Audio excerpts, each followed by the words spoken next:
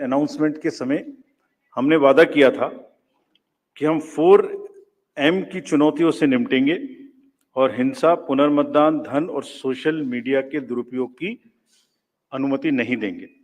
और आप सब जानते हैं कि हमने वो करके दिखाया। भारत के चुनावों की गोल्ड स्टैंडर्ड्स की कड़ी में हम एक और नया अध्याय लिख रहे हैं।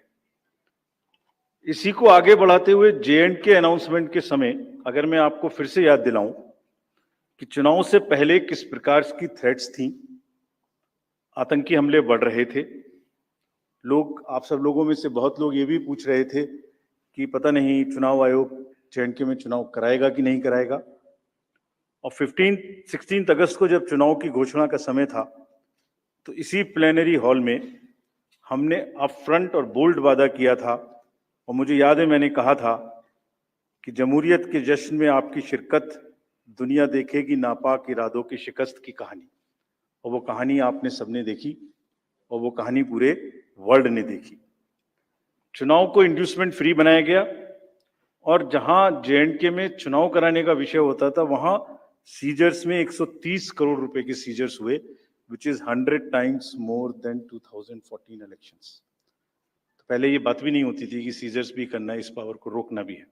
Similarly in Haryana, seizures were to the tune of around 75 crores, 4 times more than 2019 elections। इन दोनों राज्यों के चुनावों में भी नील रीपोल रहे। There was not even a single repoll in both the states, including the state of Jammu Kashmir। कोई violence नहीं हुई, zero violence, including the state of Jammu Kashmir. एक भी लाठी नहीं चली, एक भी गोली नहीं चली। आप सब इस बात के गवाह हैं। आपने देखे शिकस्त के नजारे। And let us give an ovation to the voters of Jammu Kashmir and Haryana. चुनाव दर चुनाव घटती हुई हिंसा, बढ़ती भागीदारी, रिकॉर्ड सीजर्स, मतदाता बिल्कुल स्पष्ट संदेश दे रहे हैं that they have full belief, they are very participative in the electoral process। लेकिन कोई बात नहीं, फिर भी अगर मुझे याद आए तो कुछ तो लोग कहेंगे लोगों का काम है कहना। हम उसके बिना चिंता किए आगे बढ़ते हैं, अपना काम सशक्त तरीके से करते हैं, ये आपको विश्वास दिलाते हैं। So friends, now we come to Maharashtra and Jharkhand, जहां पर अब उत्सव का समय है।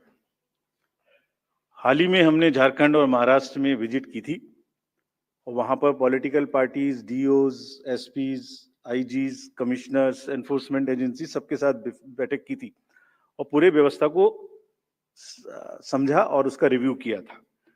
सो before we come to the schedule, let me share some basic information about these two states with you.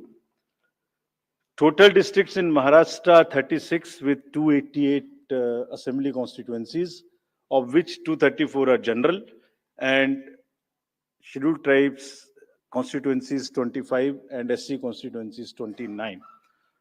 Term of the Assembly of the Maharashtra is ending on 26 November 2024. If we talk about the number of electors in Maharashtra, they are 9.63 crores. 4.97 crores male and 4.66 crores female voters.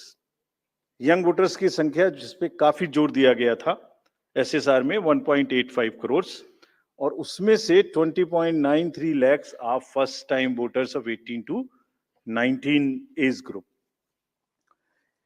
If we tell you about the polling stations in Maharashtra, there are total 1,186 polling stations and at 52,789 locations. Urban being 42,604 and rural being 57,582. इस बार भी हम PWD managed